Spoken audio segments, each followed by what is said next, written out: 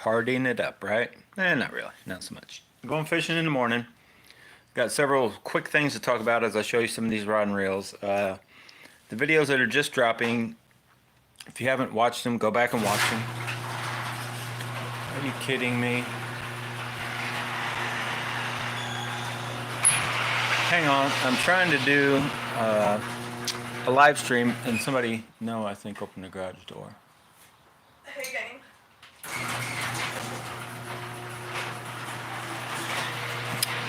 So anyway,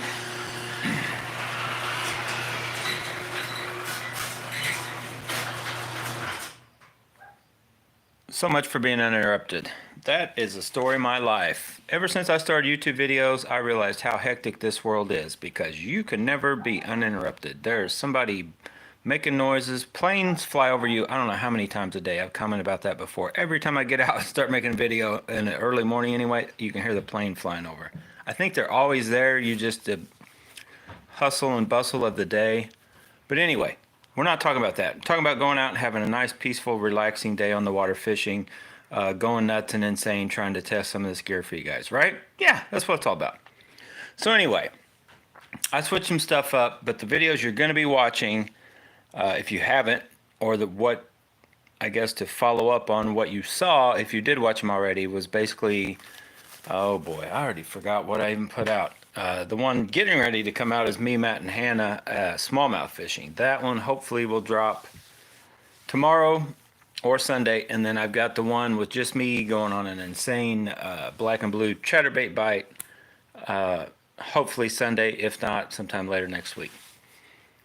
So you watched the one probably with the last two were me and Matt and Maddie, I think, fishing and not having that great results. That followed the immediate, me and Charles went that Saturday night, me, Matt, and Maddie went out, and it wasn't the greatest bite, but we got on some. We went out the very next day to a Maple Leaf Lake that I hadn't been to. Matt had been to it, and he found one little pocket that had a bunch of fish on a jabberjaw. And then we just managed to barely get a limit. You know, decent bass, but the bite was just not right because, like I commented in the video, Maddie, she can fish pretty good, and she got skunked. She couldn't even get, I don't even know if she got a bite. It was tough. You had to find a couple different baits and work them as good as you could work a bait. And I think Matt may have caught more than me, but I'm pretty sure that the three I did catch were bigger than his two that we considered to be like a limit size fish, and then the others were like all little dinky fish. I think I caught a total of 4. That littlest one on the purple chatterbait. So anyway, what you're going to be watching is the last video footage I have so far is the same place I'm going to go tomorrow, I think, because although I did good and I considered a win, I did not find those fish. It was crazy windy, had some issues, and I didn't really, I found one area, got on a good bite, definitely would have caught probably enough to make it, I don't know, a couple stringers of fish, basically a couple bags in just one spot, and then some here and there scattered out, but like nothing, wasn't a game on type of bite. So I think there should have been, I should have been able to find something more, but it was crazy windy. And so normally I like to go fish in the wind, but it gets so windy that you can't really fish the windy side, or you can't fish it effectively the way you want it to. You maybe, if it's real super windy of like an afternoon or morning, and you can come through there with faster baits, but there's times when I feel it slows down some and you need to slow down a little bit, or a lighter baits, and it's just hard to mess with those in the wind. So I kind of got on an insane bite like that in the wind, but then I couldn't find that bite again on a moving bait, so then I tried to go to less wind, but then the bite just wasn't on there. So we're going back tomorrow, trying to really pretty much the same things, but I rigged some stuff up in different ways, and we will be using a few other things, I guess, that we haven't used in a while, but most of the stuff you guys have seen it. There's nothing new, right? But let me jump to what I've done here and why I've switched this stuff up. So if you remember, I pretty much had, in the last few videos, I've had the Zillions on either the 6'9" medium heavy carbon light, and I had the other one there for a brief time on the big sexy rod. But that rod is so, I guess, bulky and heavy itself that once you put a bigger reel, even though this is a pretty lightweight reel, it just feels better with one of these. So the big sexy has the other one of these in the higher speed gear ratio, the Acuras. And that's what my, little like jig rod, just any kind of bottom bouncing, but I feel I need a little power, something that the shaky, you know, just a heavier bottom contact type deal. The big sex, because it's pretty sensitive. I wouldn't call it the most sensitive rod in the world. I actually think my Fate Black's probably the most sensitive rod I own right now, but it's 6'7", and it's not really the right action for a good jig type deal. But anyway, hello Nate. So what we've done here, we're going to do some testing. I'm retesting again these purple rods because I know it's just a matter of me getting the hang or the feel of them for what I want to use them for. But so we're going to double check the sharp. I will be throwing it with some chatterbaits mainly. We've got the quick. Might even get out there and try to look for try some jerk baits, but I want to try kind of crankbaits. I kind of had in my head that this rod was maybe a little too stiff for small cranks, like the 1.5s, maybe even a 1.0 or whatever, but I don't think it is. And I think it's going to be a jerkbait rod. If you watch that jerkbait video, I felt the Fate Black was working the bait better to me in my head, and I felt like I don't know, I'd almost swear, but it could have been just the area I was in. I felt like I got hits quicker with that rod, but I couldn't keep them pinned near as good as I could with the quick. Anyway, I'm going to try to make myself like the quick. Basically for hard bait, excuse me. So it feels like, and it's about the right length, 6'8" for jerk baits. It's about the right action. They call it a medium light ML on here, but it is way. It's as almost as stiff as the medium, which I consider is even more stiff than most mediums on the Fate Black. So I'm just gonna kind of get a feel for that. Try to find if it is it me. It could be me, but try those. But then my main goal tomorrow, and I guess until the season's almost done, or we slow down anyway, is I think, okay, I'm going to give you guys what I think is going to end up happening unless something changes. I think you're going to end up seeing me because I just like to fill all these rods I fill. So let me move these a little bit.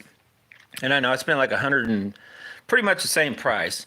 You can go on AliExpress and, I added the handles and stuff, but you can get the contest rods. I think the blank material itself may be made a little bit better.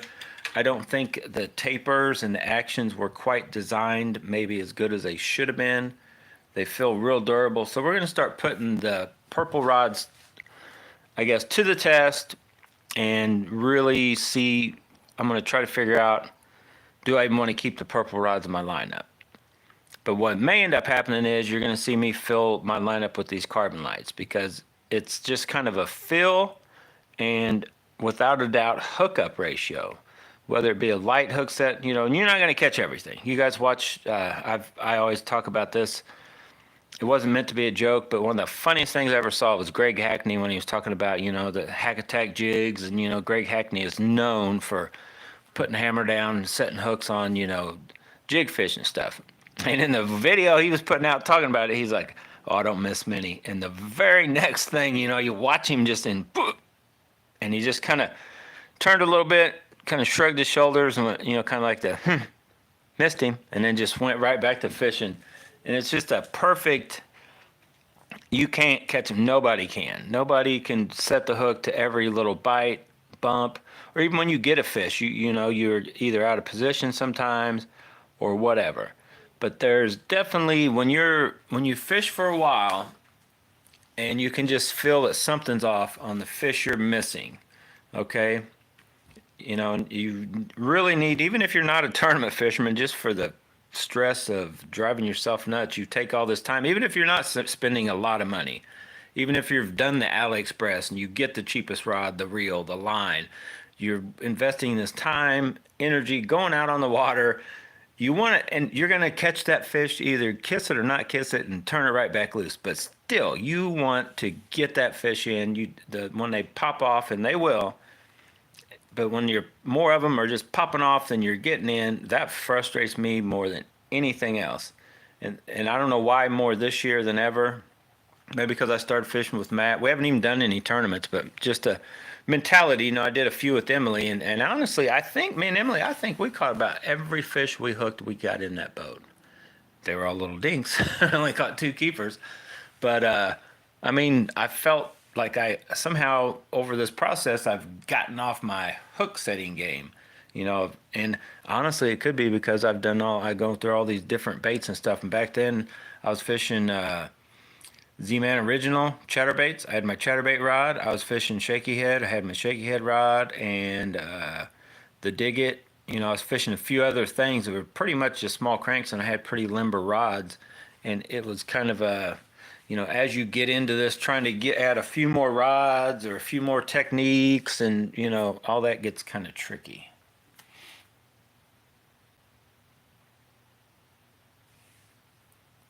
Yeah, and that's the thing though. These purple rods, I don't like the action in my mind anyway for like a jig rod. I feel they're not parabolic, but they're not that. I feel like I want a very fast or an extra fast tip for jig rod that jumps in the backbone. But honestly, they would all probably work. I think.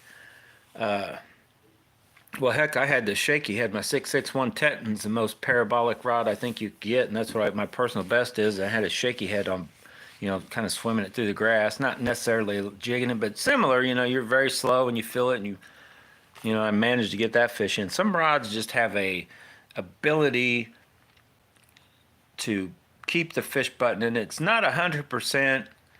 Oh well, it needs to bend all the way through. Yeah, those can help you. The problem is those can also hurt you in just working a bait and how you cast, accuracy, and all that stuff. There's just that in between. I commented it years back.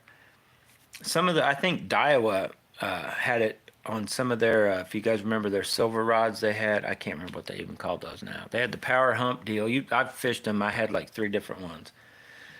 And a lot of these rods, they had like an action, and then it went into another action. Even really before the true backbone of the rod, there was almost like this double action to certain rods. And I think that's kind of what's going on with these carbon lights.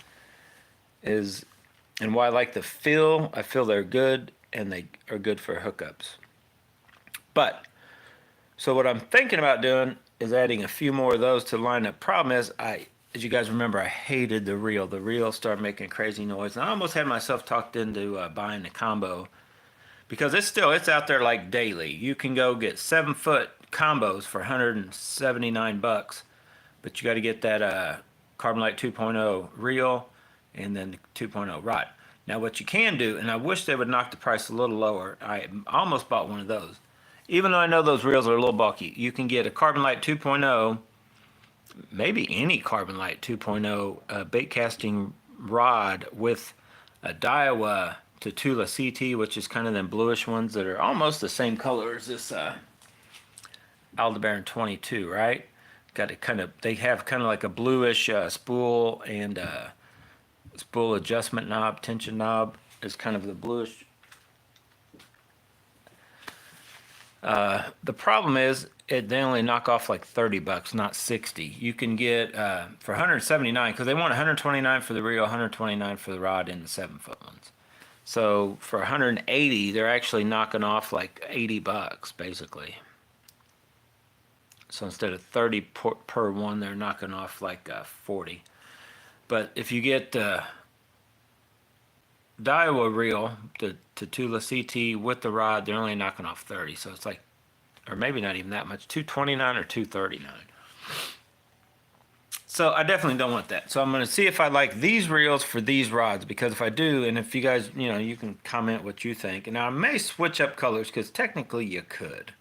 You could just get put whatever line and add a few little, you know, whether the knobs or whatever. And I know you're not a girl, but to have it match, because the Carbon Light 2.0s are bright rods, but they have it's not that, it's more like a pearl white, and they've got silver and a touch of gold highlights, right? So really almost anything would work So what I did here, just to try it out, because I have parts coming so I can add these gomexus to all these reels if I want. You guys comment and I try to get. I think just adding an aluminum drag star for 15 bucks, it's going to take more than that because you have to have a few other parts. But you add that drag star and it just makes the reel look, I guess, more expensive, just better. Like I do not like, I'm not a fan of that drag star. I wish it would, if anything, I wish it was like what the, oh shoot, the Micro Monster does come with the drag star, same color as the reel. I wish they would have done that with these instead of just that cheap black look to us. Just you can instantly tell it's cheap black plastic, right? I'll be honest with you, it's probably not much of a difference material than what the Aldebaran 22 is, but it's more time has went into it, and it's got the metal-like paint on it, just 100% better of a drag star as far as looks than that dude. But these gomexus ones for 15 bucks, they are aluminum. And here's another thing where they mess this up on AliExpress. They tend to do that. They'll throw something out there that's better and then they cheapen it. If you guys can see this one, I wanted to show you guys this. If it focused. The cutout. Can you make out how there's cutouts around this one? Okay, so this reel, I think this reel looks awesome now with this, actually, with that little bit of purple. But the cutouts went away, and I was looking on the. I don't even see one with the cutouts on any of the sites I look at on AliExpress. So how that one made it to me looking like it's just a touch better quality somehow, but it says right on it, gomexus. But I think that dude looks cool too. Just especially on this darker rod. I mean, you guys comment whatever you think. And this guy, this is just kind of leftover parts that I think look pretty good. This is the one that's always had the gold, but I took off the knob and I didn't really have a good cork knob without doing a lot of changing and different stuff. So I just basically threw purple line on it and changed to a wooden deal because it kind of matches the wood there and just went with it. But it actually does not look bad. And I don't know, I may like the way these feel better on these rods. I'm not 100% sure. Sometimes in where you're the bottom of the reel seat, like how tight, it is here, how cut out it is, can affect a little bit.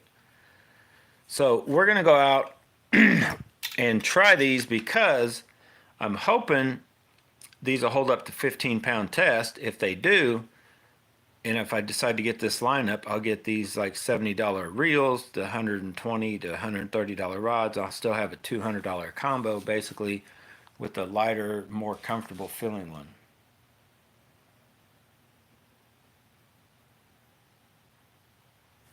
Nate says it looks like Sonora has a new reel coming out. Well, I haven't seen it yet. Is it on AliExpress? But I was going to tell you guys about a reel, but I can't because we're afraid it'll jack the price up.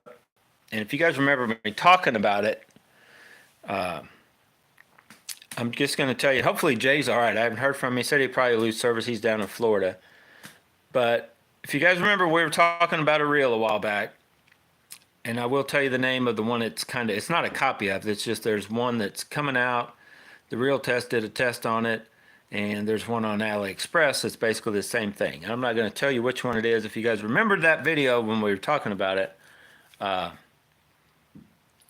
Jay bought that reel and he says it's legit. What he asked, or what he didn't ask, he just recommended that I bought one, get one and then review it, this and that. But I'm not in that game set mode of, I'm trying to figure these out. Honestly, if I spend over $70 per reel, it probably will maybe be Zillions until something else pops up that I think may be better. Because these so far are good. And I'll tell you the only downside I've seen on one of these, and I don't know why, because it's not the one I'm using 15-pound test on. It's it's the one, this one I'm using 10-pound on. From the get-go, it's made a louder noise casting. It's got to be in the spool bearings. Either one's bad. I greased them, or greased. You don't grease spool bearings. I oiled them. You put oil on them. But this is the one that originally had that greenish line. I put blue line on it, 15-pound. One I've been using for a while now. We're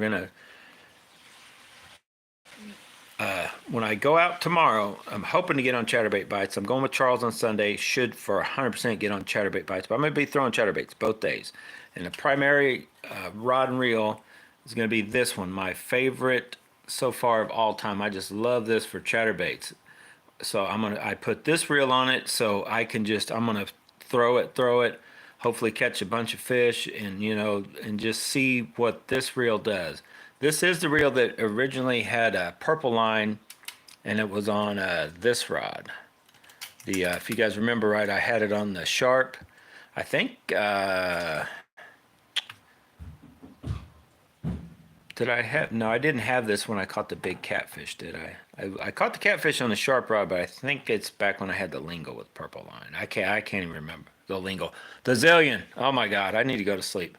I got to still load up everything. I have not got ready. I've spent the time switching handles and drags and knobs and lying around just so everything had matched, just so that guy, and I had his name, but I can't remember his name. I hate to call him out, but just so I can say I'm not a girl either, but I like some of my stuff to look kind of cool.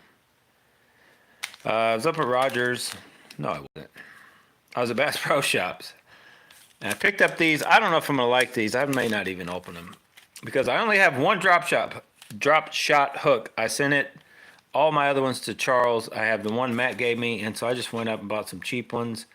Drop shot hooks, but I held it up to the one I got from Matt, and I think I don't like how long this sticks out. And you guys comment. I wouldn't know about it because it's been so long since I messed with it.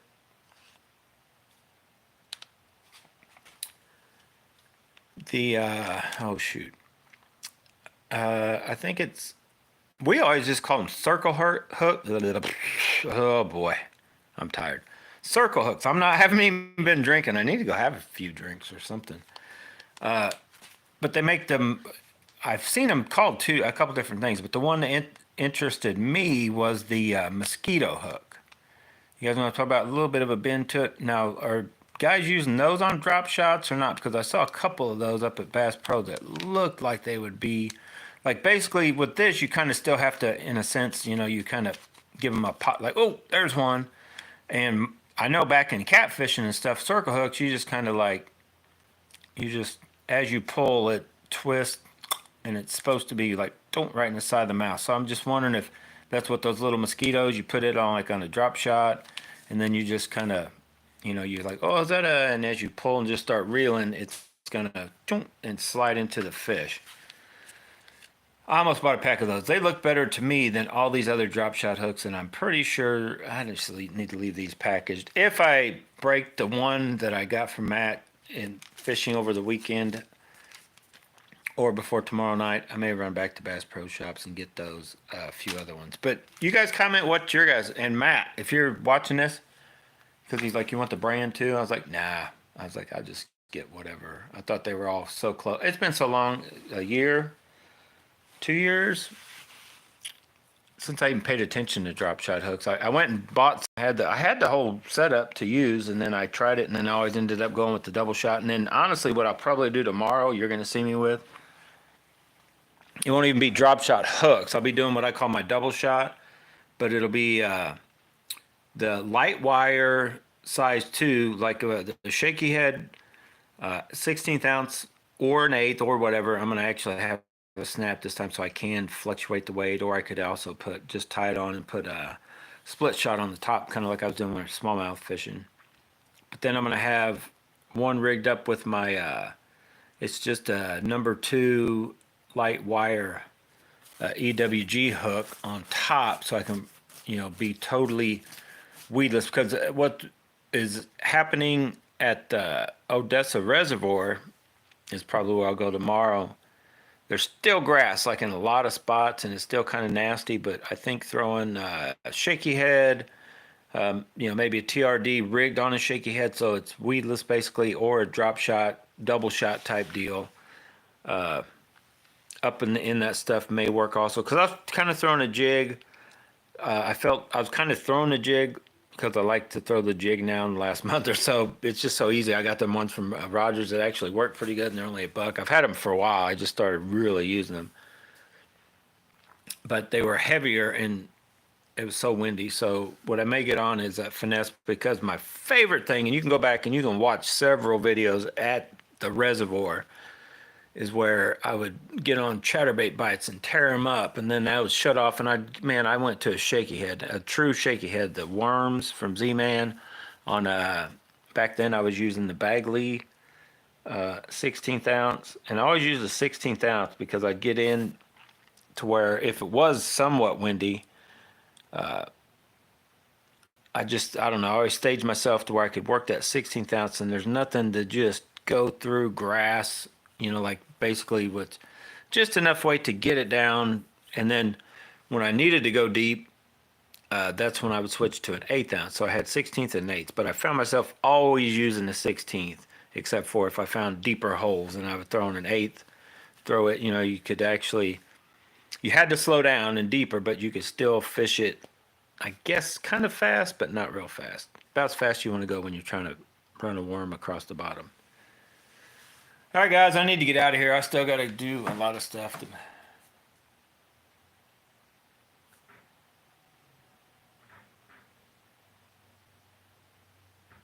Yeah, the mosquito hooks. Yeah, Nate's commenting. Yeah, I saw the octopus. So what is the difference between a mosquito hook and I don't know. I was looking at them going, what's the difference? They all look just like a circle hook. Why don't they still call them circle hooks? So anyway, I guess mosquitoes because it's a lot smaller hook maybe, and octopus is, I don't know, mid-range. It's just what they call them from there for intended for bass or whatever. But yeah, I may go ahead and tomorrow, maybe not. I may wait till later in the week, get a pack of the, because I was looking at I want to say I was looking at the smaller ones, not the 1/0. So I was looking at a 1 or a 2 maybe. And they looked, I don't know, just looked like they had, the opening looked fairly big. They had a twist on them, and they didn't look as long shanked, and they were lighter wire. Like they were just a more finesse-y, wide gapped look that I'm like, wow, that could not, if a fish closes its mouth and you just pull on that, you can't not hook the fish. And those are just as a twist, like they just try to twist in more as the fish pulls kind of thing. I don't know. I know they're definitely awesome for catfish. I just don't know if there's enough meaty stuff in a bass's mouth that they are going to be as good or not. So be looking for, I got a package coming from, it's not making it though until tomorrow by 7 p.m. So I got a package coming from Tackle Warehouse that's going to have some of the Z-Man basically equivalents of what the flatworms are in Berkeley, and I know the Berkeley Max scents are legit in the deal, but I've got some of the smaller. I'm gonna try them. And one trick I thought, because I've watched a few people do it, I've never really done it. They end up getting that way, like the worms, or especially the zinkers. I've done it. Is the only bait I would do it to, the salted ones. But I think maybe some of the Z-Man Elastec is actually too. It's not too stiff, but you can actually make it like this dude. So it's not really that it's stiff, but I think you can actually even get it softer if you stretch it and get it even more. Because I feel some of that stuff, once I get it thicker, it's just too, it seems all, like it's soft. It holds shape, I think, a little bit better. It doesn't have as much flow as certain baits I've seen do. So, and I've watched a lot of guys stretch them, and one guy, even the Z-Man dude, had like top tips and tricks or something. So I may try. I know I've done that. You guys have seen me do that, the zinkers. I'm not doing it with this one right now because salt will be everywhere and it'll rust everything out. You can see it starting to ooze out of this peanut butter and jelly. But I know you talk about a total changer just by stretching that worm out. When you take a new one and you start pulling, you can just see it change. I'm not doing it right now, but this is the nastiest worm you'll ever see. That dude's been out there doing cast tests forever. Look at that jig head. That's just a regular 16th ounce VMC. Look at that hook. It's been dragged. Now I admit, I can feel it's not as sharp as a brand new one, but that sucker, I could take it out right now and still catch fish. I guarantee you. It's been bounced across. It's been abused.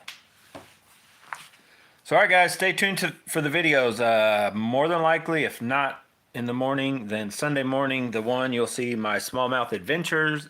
I finally got on. I guess I could call it a little bit of a not really a pattern, but I did get on a sort of a pattern. Caught more than one. Previously, it only ever caught one smallmouth. So we went to Stockton Lake and got on a little bite and literally a little bite. Didn't catch a ton, maybe 15, and they were all fairly small, but it was a lot of fun. And then I went by myself, and after a whole day of smallmouth fishing, I threw it a couple times. You know me, if I'm on the water, I'm throwing a chatterbait. I threw that little funky one from Mad Bites with the little bitty blade I put on just to see what it would do. I just threw it for briefly. I had to throw a chatterbait. I would have went nuts. But don't worry, I got my fix. I went out the next day, and the old black and blue with the gold blade tore them up. So as I get out of here, if you haven't checked the a couple heads ups, if you missed some of the live streams, the slobber knocker is now, I've spotted them. They are at Bass Pro, the Bass Pro here in Independence.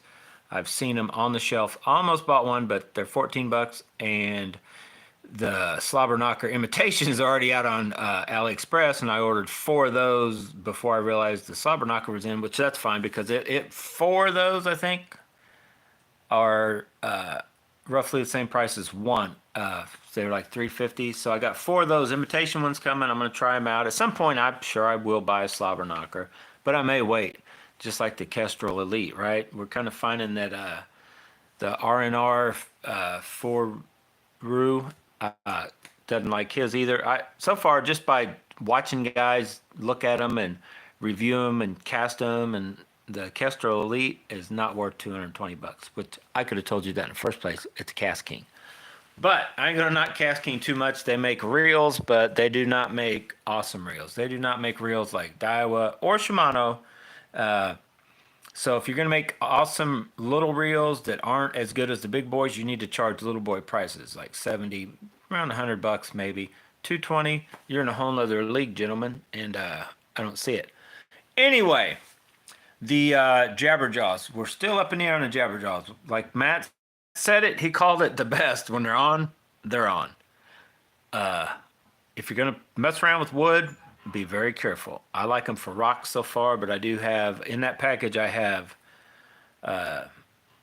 some of those little, what are they called, trick shots in like a 3.2, the smaller trick shots and like copper truce and a couple other colors.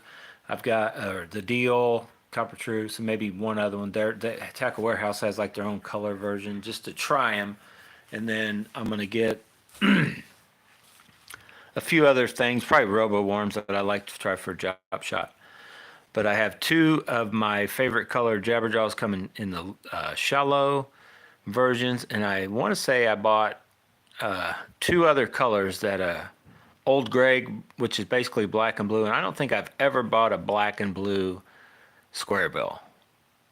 And I figure as much luck as I've been having here lately, it doesn't translate because my black and blue frog sucks. I hate that frog for trying to even get hit. It should hook them once it does, but it sucks for getting a bite, if you ask me. So colors don't always translate, but we're going to find out if the black and blue Jabberjaw can get going. And I've heard that the day-old guac is a pretty good color, and I've always heard a few people talk about, you need a square bill with some brown on it. But anyway, those are coming.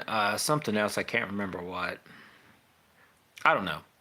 But they'll be here tomorrow.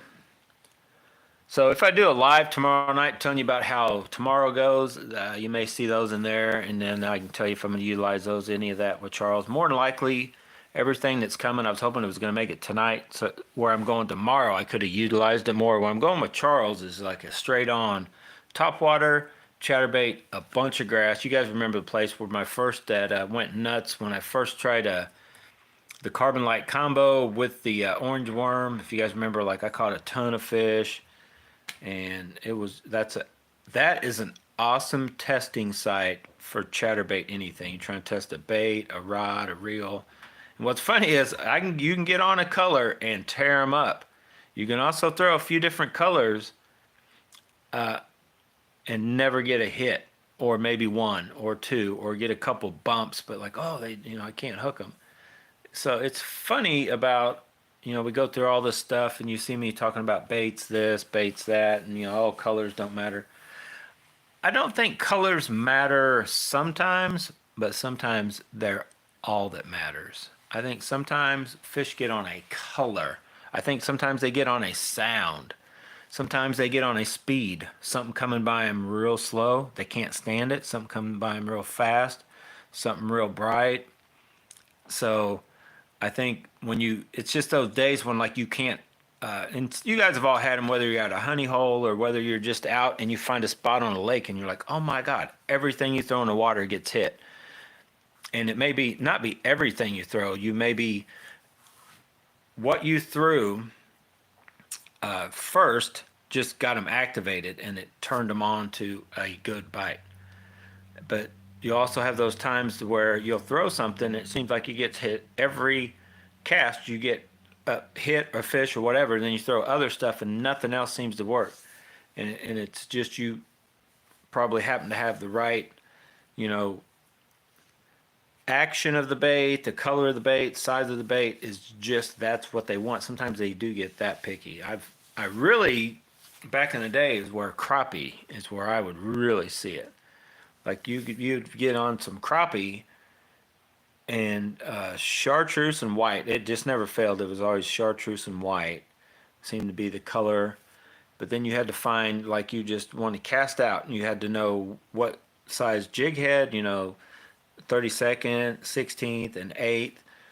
And then you had to cast it out and know what speed. And when you could track them down, just how they wanted it, sometimes you could, like I could be throwing a 16th ounce and I just slow as I'm reeling it back. And then you could throw maybe an 1/8 ounce, reel it a little bit faster, and it's going to get down. A lot of times it would be depth, but sometimes it would be speed. But sometimes if you weren't getting hit right, you could throw that 16th and you could find that pace to where they'd hit it. But it may not be like every cast, but then you could throw an 1/8 ounce and you would go a little bit faster, but you're like you can just tell your line's about that same depth your bait is, and then they just start tearing it up. Like you couldn't make a cast without catching a fish. It's because they were right in that depth and they wanted that chartreuse and white, but there's certain speed at times.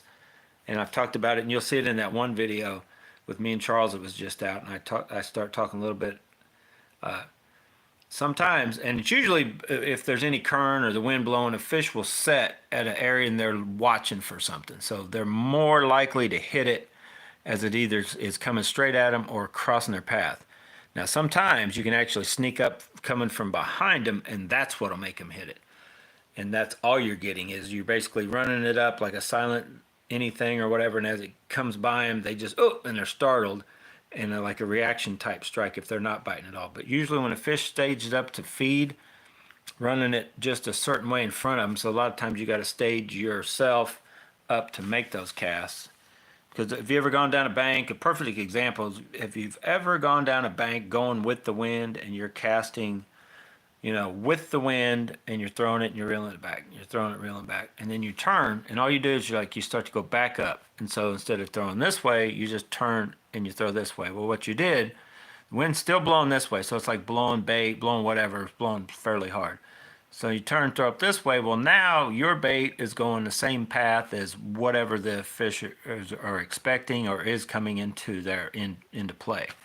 So the whole time you were doing it this way, they were just either you were spooking them, maybe they were a little too skittish or whatever, and they knew something was off, like nothing should be coming from behind them. It all should be coming from this way.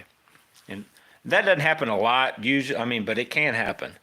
Normally you just get get that bait within range of a bass, and especially these little nuts, dinks, they will come and whack it. But yeah, to get a bigger fish, a lot of times you got to start putting all those little things in. The little ones are helping you. They're kind of showing you kind of what works, kind of what doesn't. You catch the little ones and they're trying to swallow it, and you throw something else, and you just hooked him on the outside. Nope, go back. You went the wrong way somewhere. He just was whacking at it. He wasn't really trying to eat it, that kind of thing. All right, guys, I really got to go. Let's keep it short and sweet. I'm never short and sweet. Well, I'm not short, and I'm not sweet, right? Let's go. See you later.